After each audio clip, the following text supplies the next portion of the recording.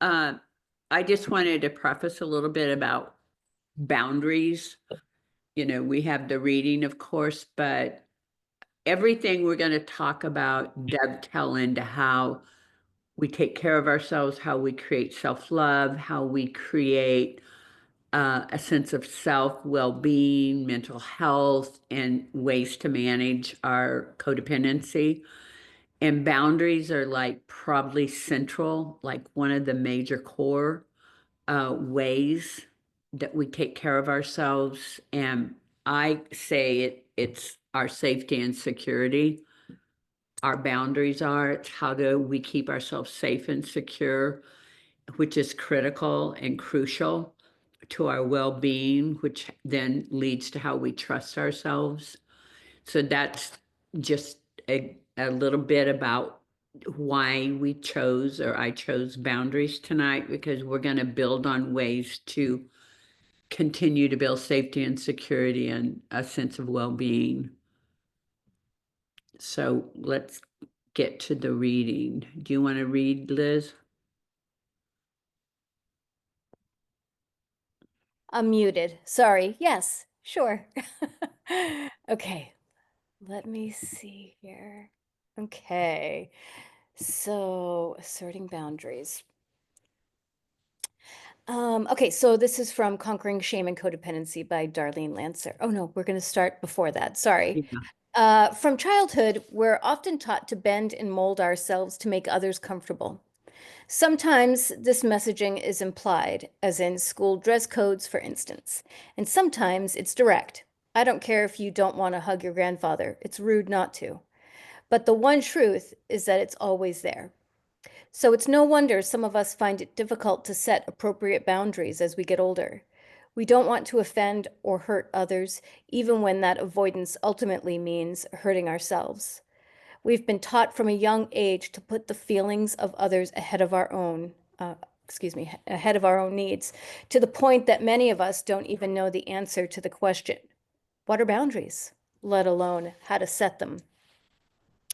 One of the hardest but most rewarding parts of codependency recovery is the practice of asserting our boundaries. This act requires self-awareness, the commitment to self-respect and acknowledgement of our inherent worthiness, and relearning effective ways of communicating. Many codependents struggle with clear, assertive communication and rely too heavily on passive or passive-aggressive ways of sharing needs, feelings, and limits. When we assert our boundaries, we tap into our sense of empowerment and control in the world. We cannot control others, but we absolutely have power over honoring our own limits. After beginning to set boundaries, many people have told me they had no idea it would be so liberating. Ultimately, it takes far less physical and emotional energy to have healthy boundaries than to cope without them.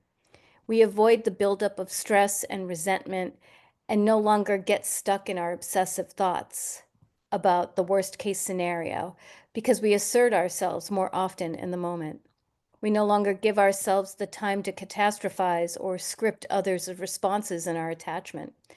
When we honor our limits, we are living with integrity as well, which reinforces self-respect. Janice, did you want me to keep going? Yeah, I feel like that's a good beginning, and we can look at collectively how to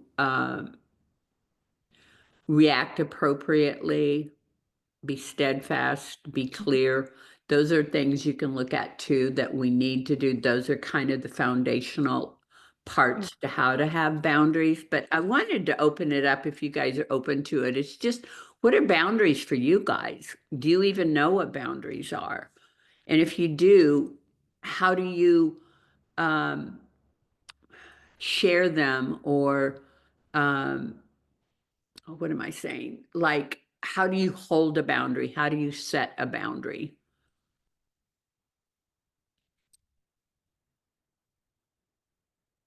Because they're essential. So, I mean, we can go on with the reading, but I would like it to be more engaging if we can about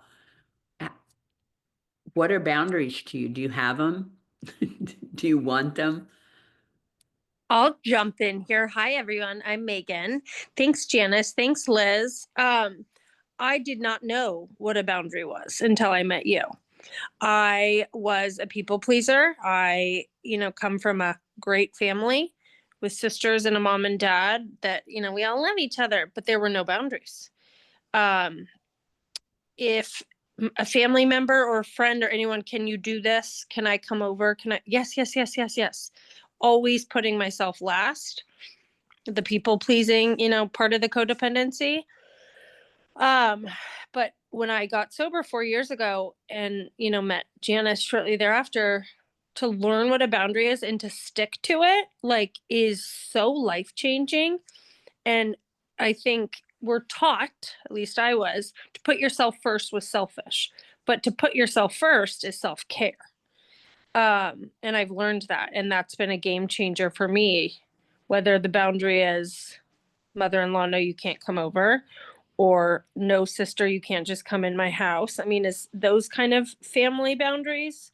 And then now divorced, like, I have a pink bubble boundary around me with my ex-husband. Like, I do not, unless absolutely necessary, my boundary, and I stick to it, is I do not talk to him. I'm not around him unless absolutely necessary. And because I have to put myself and my sobriety and my recovery and my sanity first. And when I hold my boundaries and I know what's true in my heart, game changer. I'm good. Spiritually fit, all the things. So Oh, I thank you, love Janet, that. for teaching me what a boundary is. Thank you, Megan.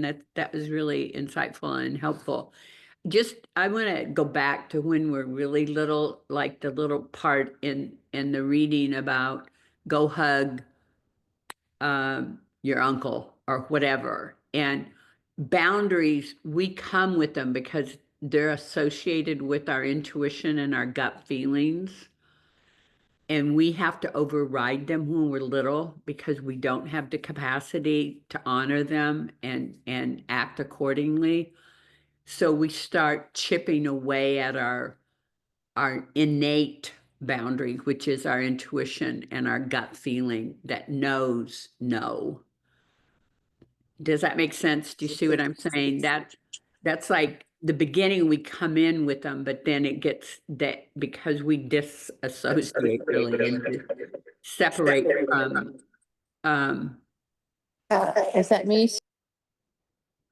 and separate from our intuition and our gut and our knowing. So we have to go back and learn how to assimilate and connect our knowing, our boundaries, and our intuition, because that's how we'll stay safe and secure. Because there were times, I know each of you had this, where you knew, let's say it's Uncle George, you knew you didn't want to hug him. You knew whatever, you knew it, but yet you were forced to. So it took away that. Nobody helped reinforce that your intuition and your knowing was right. It took it away and made you distance yourself from yourself, which separated you from the boundaries. Laura, did you want to comment?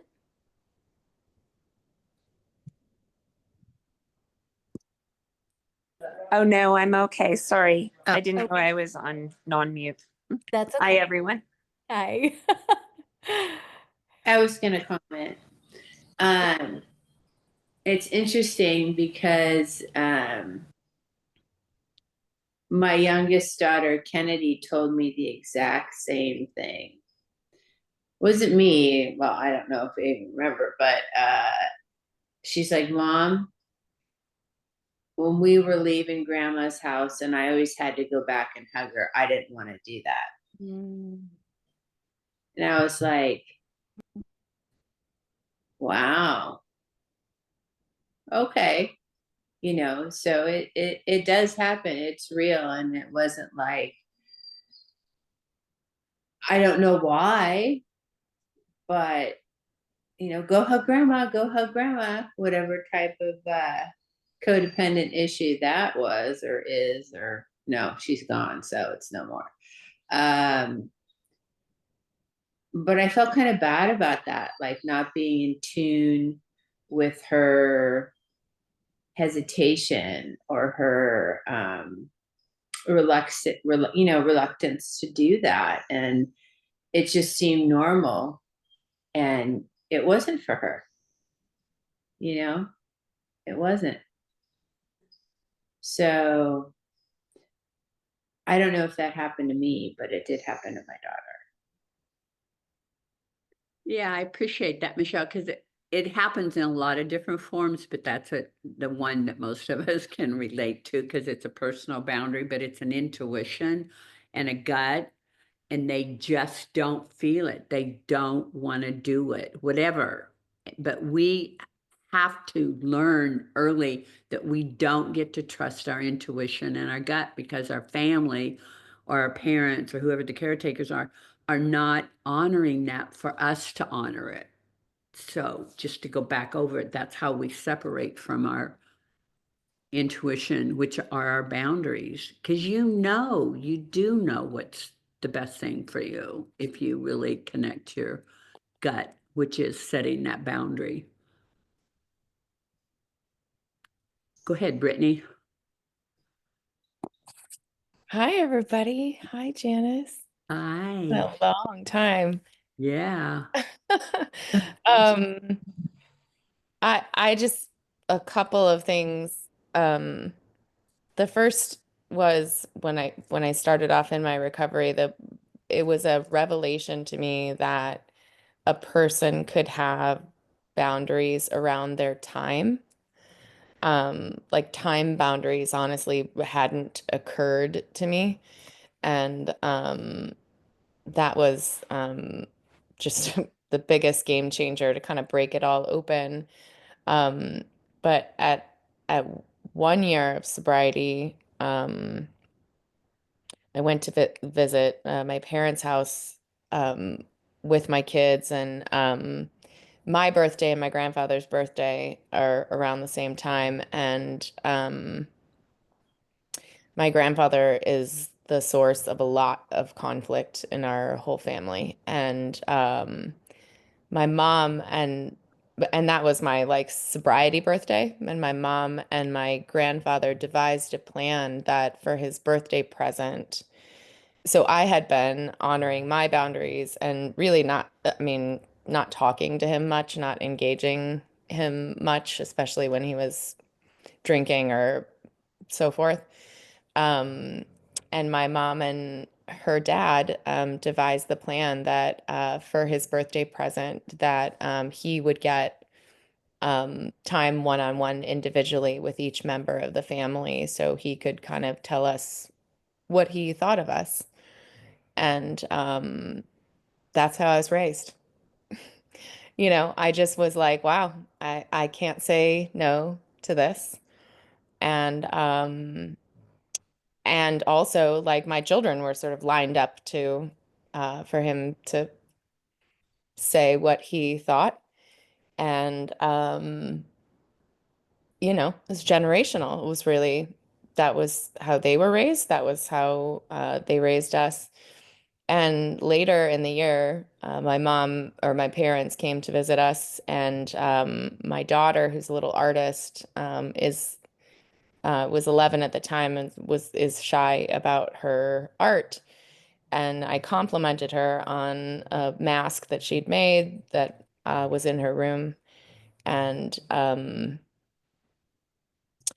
and I asked if she would show it to us all. And she said no. And I said, okay, that's fair. It's your artwork, it's private. And later in the evening, uh, my daughter came down from her bedroom and crying. And it was because she had gone to the bathroom to brush her teeth, and my mom had barged into her room to look for this artwork. And I thought, this is how we are programmed. I mean, and so the question for me, maybe I need to go more into the reading, is often, how to handle when boundaries are broken, where I can limit time in general. But these, were just two examples of sort of being blindsided. But boy, do I appreciate this group. Yeah, thank you for sharing that story. I totally can relate to some of the exact same things in my life. And I just want to add another dimension to boundaries, which is really important.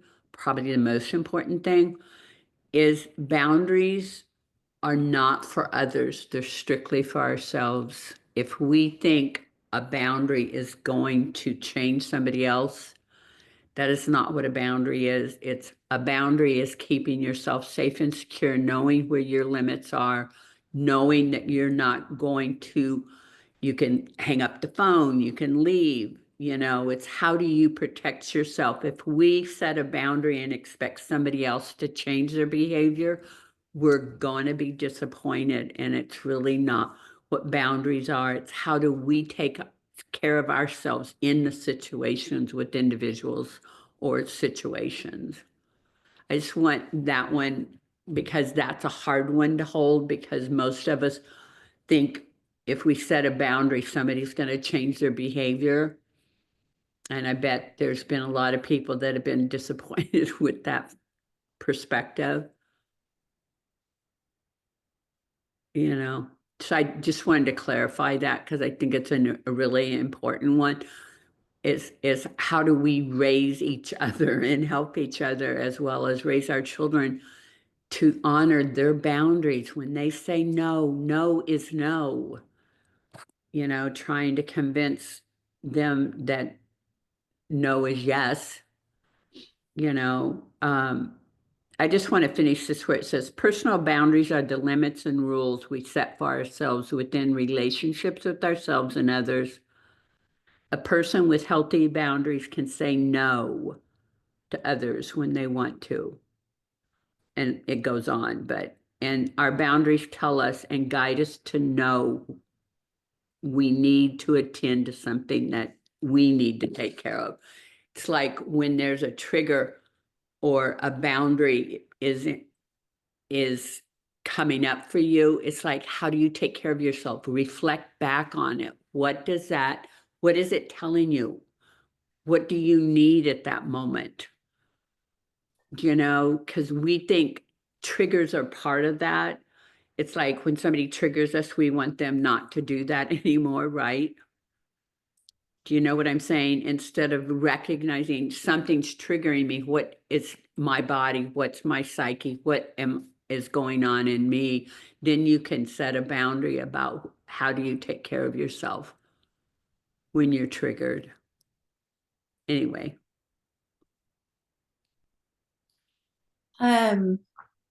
So what's coming up for me, Janice, is maybe not like I think boundary is a great word, but I don't think it's strong enough in certain situations.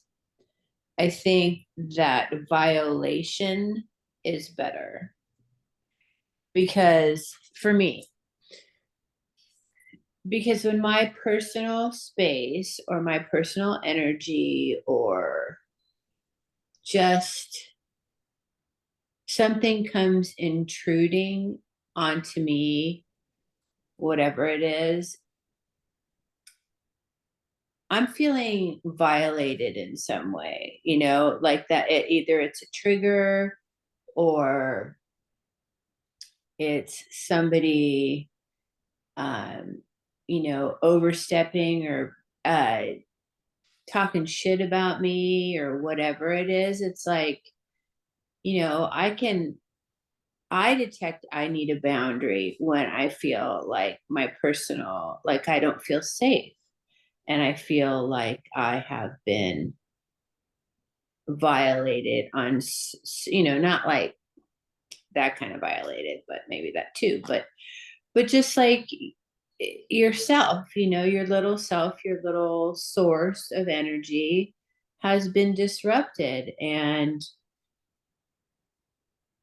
I don't know, that's just kind of how I negotiate the boundary thing. Like, I guess I'm holding a boundary, but what I'm actually doing is I'm feeling violated in my personal safety and space. Right. I appreciate that. And how do you take care to keep yourself safe and secure? is recognizing that and getting yourself out of the situation or leaving or whatever you need to do, because you're not going to change the other person. That's what I'm just saying. You're not going to. No, I mean, I think that for me, I don't know, this situation came up at the barn or whatever, where one woman who I happened to connect with, we're a little woo woo out there together, and I guess she's leaving the barn, and for whatever reasons, always drama, work drama, barn drama, whatever, and she's like, I said hi to her this morning. I was like, hi. And she didn't really say anything to me. And I was like, okay. All right. Maybe she's quiet today.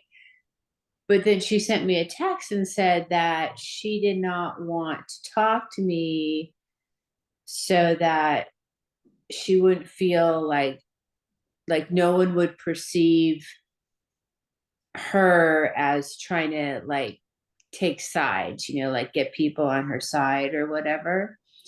And I wrote her back and I was like, I can talk to whoever the fuck I want to, I mean, that's kind of how I feel about it. And if everybody else wants to go dramatizing things, then that's fine. But I feel like I can hold my own personal space enough to be like, we have a lot in common. We don't have to talk about the barn, we can just talk. And I don't know, it was just weird, for me, because I don't really care anymore. I just don't. I feel strong enough in who I am and what I offer and how I participate and show up there, that I don't think that if any of this has made any sense to anybody. But I was just saying, like, I've gotten to the point where I feel like I can stand my own against all that stuff that's going on, all the talk or all the chatter, and that would be people pleasing or feeling anxious or wanting, I don't know. Okay, I'm gonna stop talking now. No, to me, it sounded like what you were conveying is that you've gotten to a place in your own sense of well-being, that you're not going to be impacted by all the drama or whatever version of that, And in that regard, you are holding a boundary to protect yourself, and you're safe and secure in yourself, which is really, I mean, whatever word you guys want to use, I just use the word boundary because it's common for all of us. We know that word, but it is crossing across a place in you that you feel violated, or whatever word you use. So I think it's really been an important concept, as well as an important thing to nurture and protect yourself, because we do not grow up feeling safe and secure. We don't. Mhm. And that's the crux. Mhm. Yeah, I just want to pipe in here. Taylor shared something that I think relates to what you're saying, Janice, in the chat. She said, "For me, it's about what I do and do not allow in my life." Mhm. Right? So thank you for sharing that, Taylor. Yeah, Yeah. that's kind of what you were. Yeah, and what you do or don't let into your life is based on what serves you and doesn't serve you, what feels safe and what doesn't feel safe. I'm gonna guess. I don't know. I'm not speaking for you, Taylor, but that's how it feels to me. You know? Yeah. Share a It's little just, bit about boundaries, what huh? boundaries mean to me. I'll share a little bit about Yeah, what boundaries mean please. to me, or what I think that, how I use them now. It's evolved a lot, I guess, in my recovery. Um, I can resonate with a lot of what everyone has said. It's really about what I do allow and what I allow and don't allow into my life. But that even seems a little bit rigid for me. I think it's a little bit more fluid now than it used to be, in the sense that It's really based on my, my feelings, and I'm able to kind of sense now in a way if something is not aligned. Um, and I think that's because earlier in my recovery, I set some pretty solid, like very strict boundaries around where I was going to put my energy and spend my time. So I really appreciated that, Brittany, what you shared. Because, yeah, for years it was just, I'm not going to do anything that is going to trigger me. I'm not going to do anything that's going to trigger me. And that was my boundaries. It was like no bars, no, no old triggering situations and all that stuff, right? But I think as I've evolved in my recovery, the boundaries for me are um they're like the non-negotiables, and I'd say there's just a handful of things that really at the core of my being are who I am. And I just really, if they feel like they're being valued and honored, then I can sense it. And if they're not, then I can sort of sense that too now. And so I feel like the boundaries for me, they serve me very well. And I like that you said, Janice, that we can use whatever word we want because, they were very firm boundaries. In the beginning for me, I needed that. I really needed that structure. And now it seems as though I am a little bit more, like you were saying, trusting of my feeling, and I can go into a situation and I can understand, oh, yeah, that's not aligned with me. Um, and I can very quickly adjust, right? And then it doesn't become necessarily circumstantial. It just becomes a choice that I make, like you said, to choose myself in that moment, and sometimes that's stay and just don't say anything. Sometimes that's remove myself from the situation, and it all depends on sort of that energetic, like authenticity. Yeah, I love So that, nice to Ashley. Because I do think at first the hit is big, like no, it's like this, you have to learn the no's, which is an energy. To me, it's everything's energy. So it's that gut or that intuition that's just saying no. And then it's more like you're saying it's the finesse of how does it really impact me? Is this a hard no? Is it let me see? That comes in time. But as you said, I think at first just knowing a no is huge. It's like this is a no because you're protecting yourself. It's a safe no is an important word, and we do not in codependency learn, and women don't learn no very well at all. And it is a really important word because our body tells us, it reacts, it says no, but we miss or don't interpret it or share it. And as you get more, like you were talking about, Ashley, the more acclimated you are, the more in rhythm you are with your intuition and your knowing, it is more fluid. I like that because it is, but at first you have to know when no is no. Does Yeah, that, go ahead. yeah, for me, I love what you just shared, Janice, because I know that there have been times where I just could feel it in my body. No, but my training or how I learned or grew up was to not honor that as information or not or trust it at all. Mm. So, I mean, a really big thing in my recovery has been to first of all, recognize that, understand what it means, and it is my body saying no, like set a boundary here. Um, yeah, I mean, even when you just talk about it, I can feel it, like I know that feeling. I know when I didn't want to hug that uncle, when I was a little girl and I had to and it was gross, so it's like I know, Brittany, I feel the same way. It was, but we know, No. we're taught from so young, that it doesn't matter, we don't have a choice, we don't have a voice, or etc. But I want to pose a question that came up in the chat um, from Laura.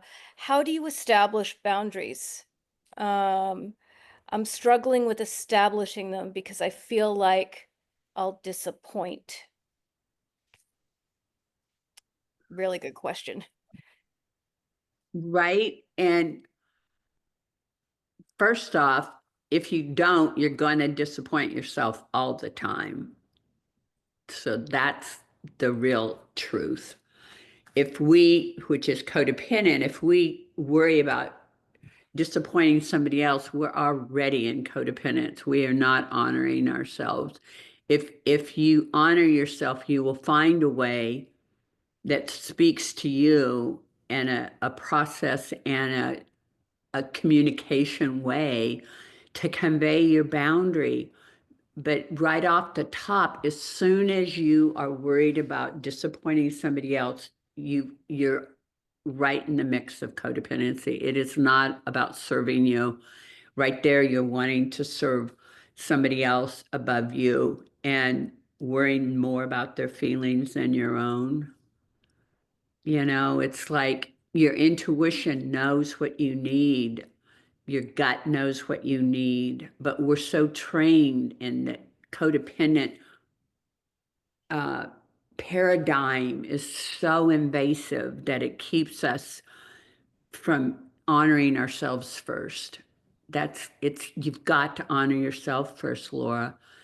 You know, the old paradigm, the old training, the old childhood wounds are coming out, and that's what gets in our way of honoring us and putting ourselves first. We deserve we deserve it, you know, and I'd throw it open to anybody else that wants to share that, like,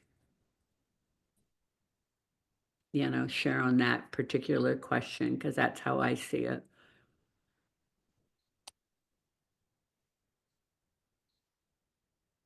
Anybody else have issues, have worrying about other people's feelings by setting a boundary?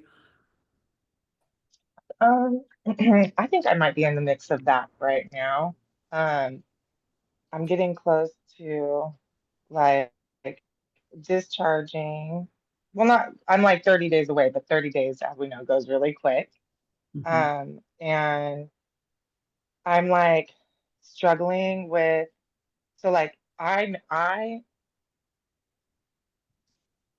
sober living is just as expensive as getting a studio or a one bedroom. And I feel like being able to get my own apartment to get back into the real world, have my daughter with me, get a job is what I need to do to move on for my recovery.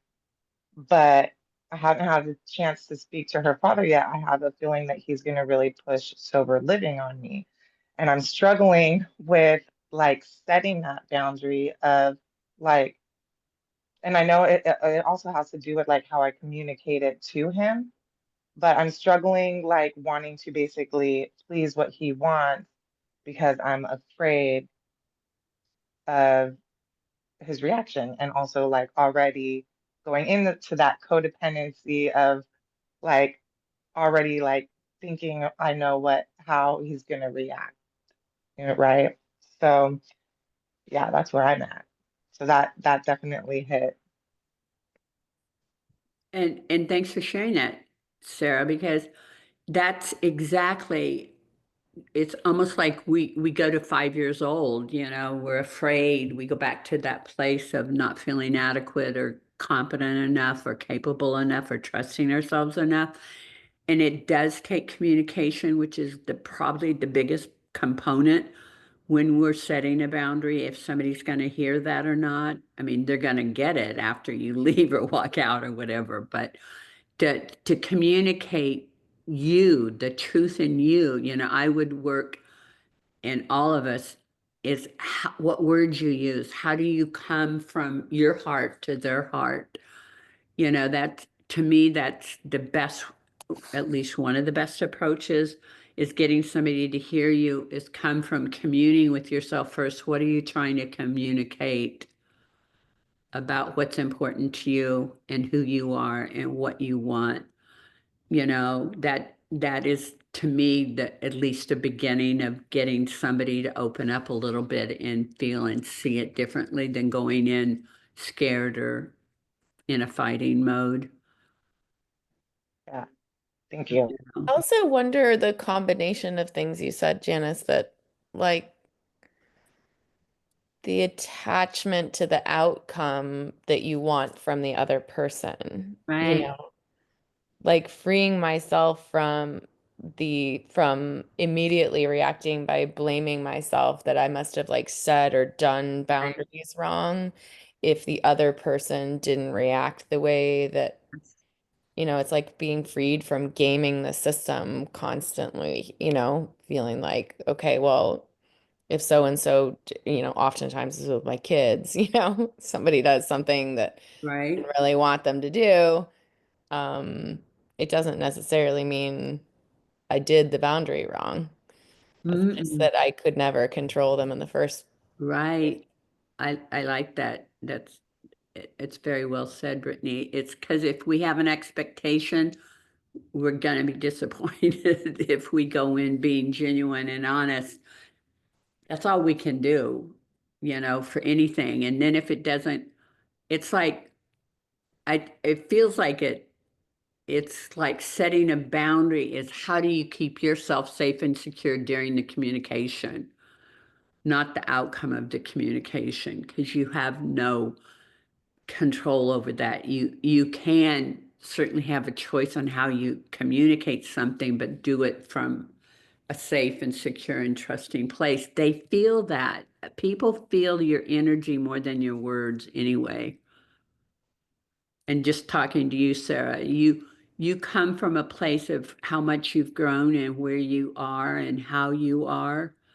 He's going to feel that more. He will. I mean, don't know if that's enough, but I'm just saying that's at least a beginning for you to come from that place in you.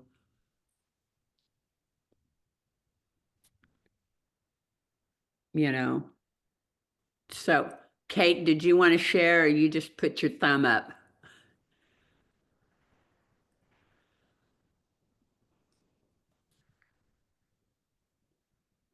Sorry.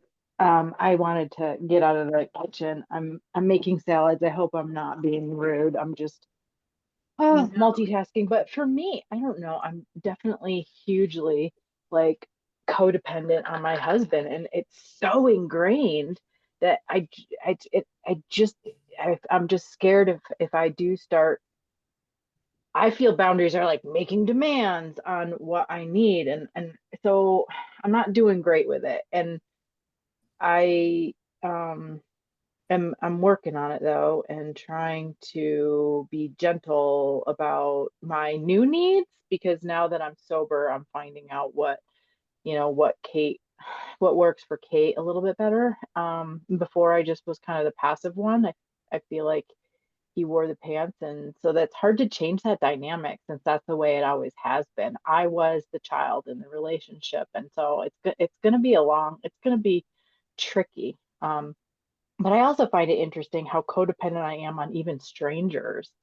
Like I worry about people that I hardly even know and how they perceive what I'm doing, like during to fill my day. It's just it's ridiculous. Um, so I'm learning to, I'm learning to find what feels right for me because that's even a struggle. Like what does Kate want? So I don't know. That's my take on it. But I'm loving all your shares. Um I'm getting a lot from it, and I know that there's a lot of codependency at the root of some of my stuff, but I'm just learning about it, so it's new to me. So I appreciate you all. So thank you. Yeah, thank you for sharing, Kate. And because I feel like a lot of us are where you're talking about, like even knowing what you need, who you are, what, you know, um, Mhm. anyway, I think it's very valuable because we're all in the mix. It's not a clear linear path. If it was, we wouldn't have to have this group. We could just read the book and do it. You know, it's it is, it's complicated, and it's like sand seeping in. It comes from so many different dimensions. You know, but I'm just proud of you for speaking up and also just being aware that that's what's happening with you. You're now sober enough and in recovery enough that you're starting to surface and you're getting to know yourself, and even knowing that codependency is part of that process is a big revelation. And I just want to say, Kate, I really resonate with what you just shared because I mean, I've been there. It took me a long time to even figure out what I was feeling, to know, let alone what I would need in any given moment. So I just appreciate you sharing that.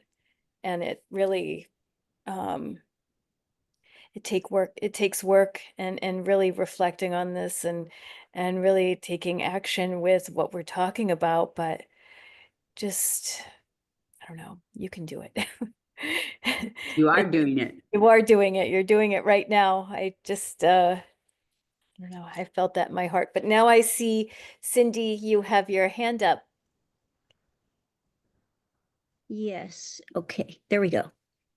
Yeah, I've just been kind of gathering some thoughts back to uh, just kind of sharing what boundaries, how they affect me and all that.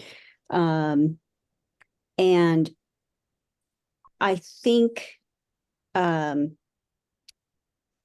the lack of connection that I've had with myself for many decades, and that I'm actually reconnecting now with, but that lack of connection, low self-worth, fear of abandonment, not knowing myself, therefore not knowing my values and my needs.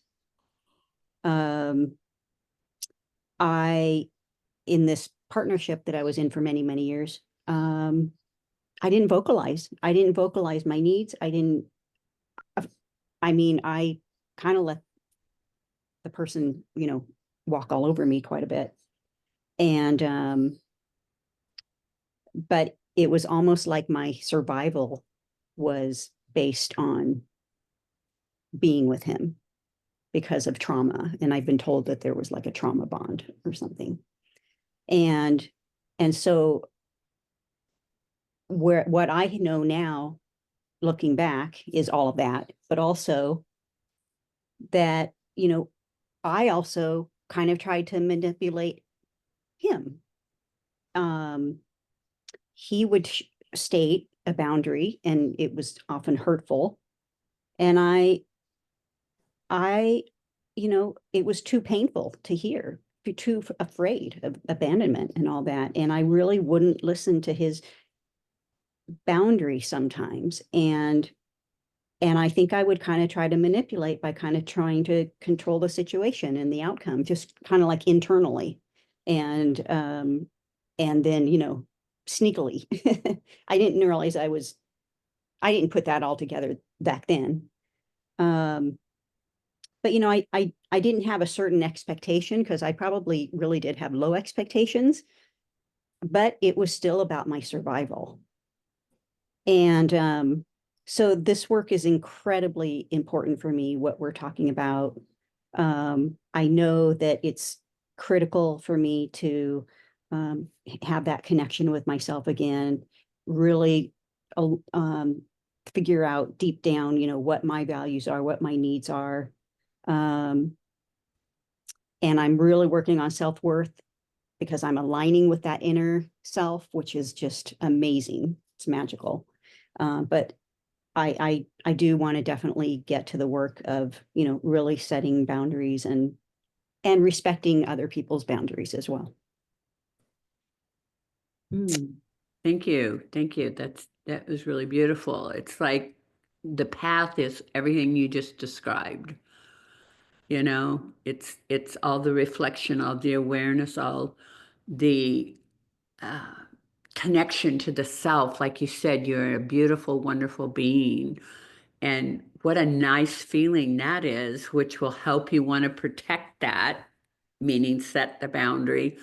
And the more you feel that preciousness and that tenderness toward yourself, the more you're going to set the boundaries and not let yourself be subject to whatever, you Yeah. know. And the other part of that, and this is really an important point too, is fear of abandonment. There's probably nobody in this whole group, including me, that didn't have that or don't have that. But the irony is we end up abandoning ourselves over and over and over again. It's not others abandoning us anymore. We are the ones that abandon us by not having the boundaries and the self-love. Yes. Thank you. Yeah, thank you for sharing. Does anybody else want to share? Speak to it? I feel like we really broached it from a lot of different angles and a lot of different ways, which is really important because we could have a whole semester on boundaries, you know, because it's so core and central to our well-being and our safety and security.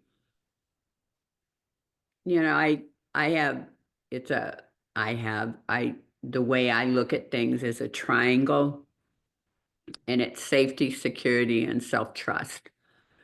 In any angle, it doesn't matter. And if you trust yourself, you're going to be safe and secure. If you feel safe and you feel secure, you're going to trust yourself.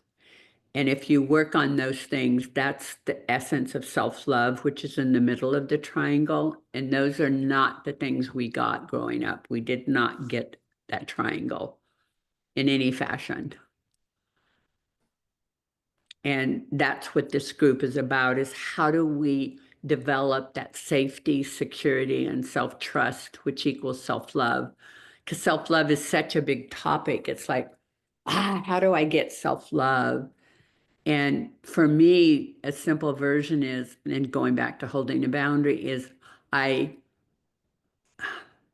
take care of myself. I don't care. It can be the smallest little tiny thing, like I don't know, getting dressed in the morning. It doesn't matter. Just all the little acts of taking care of yourself are acts of self-love. You know, we look at it as a big thing, like how do you have self-love? Well, self-love is having a boundary and holding that boundary in a tender, firm way. You know, those are ways of learning to love ourselves because we are worth it, right? So does anybody else want to share? Do you feel complete?